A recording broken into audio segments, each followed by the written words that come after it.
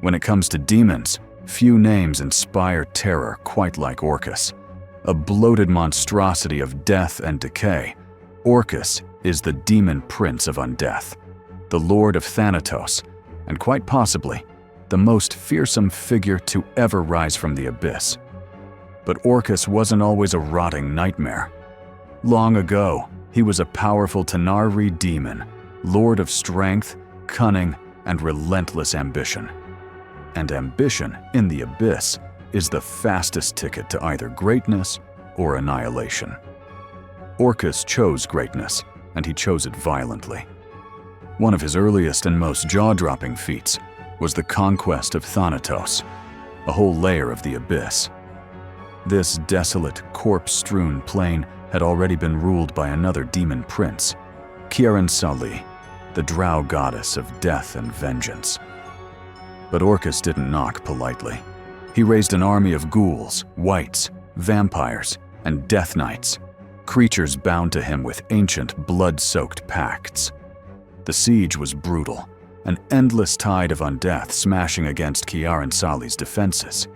Mountains were toppled, rivers turned to blood, and skies split with unnatural storms. Kiaran-Sali fled into the darkness, abandoning Thanatos to the triumphant Orcus. He claimed the plain as his throne and molded it into a festering empire of endless decay. You think that's where the story ends? Not even close. At the height of his power, Orcus did something that even demon princes don't usually do. He got bored. The politics of the abyss? Petty. The endless wars? Tedious. He set his sights on grander things. The prime material plane, our world, would be his next playground.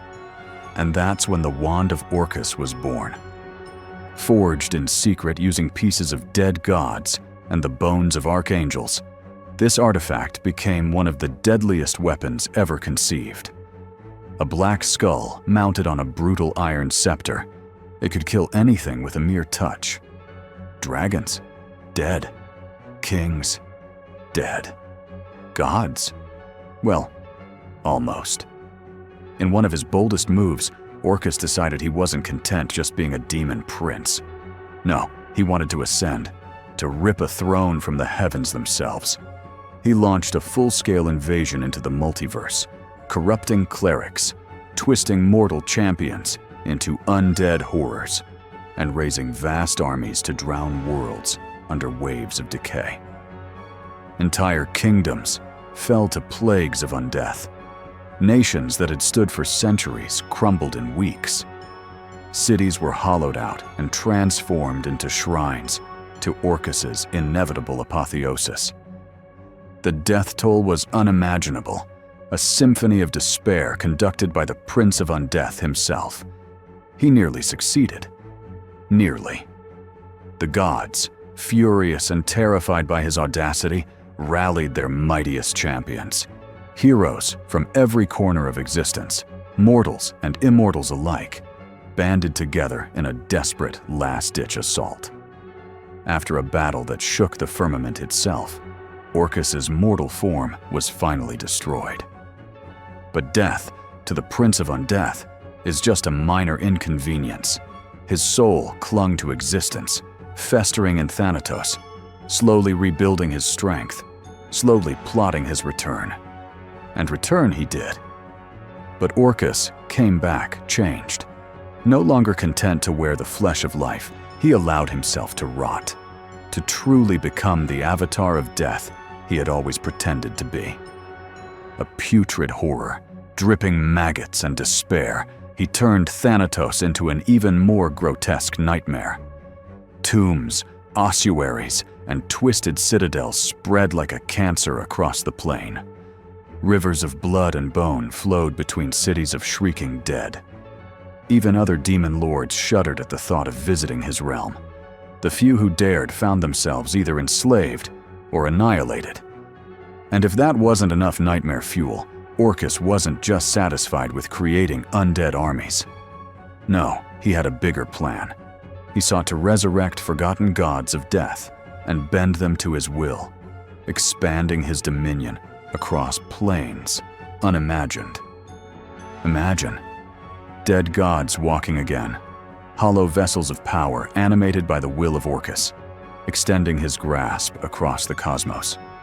He even succeeded once, briefly reviving a dead god, known only as Tenebrous.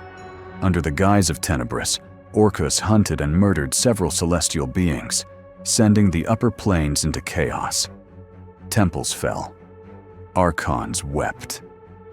For a terrifying moment, it looked like nothing could stop him. With each celestial death, Tenebrous grew stronger, a shadow of doom eclipsing all hope. But again, fate and some very determined adventurers had other plans.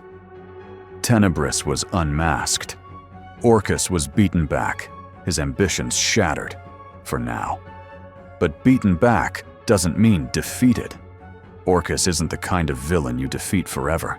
He's the creeping rot in the foundation, the inevitable end.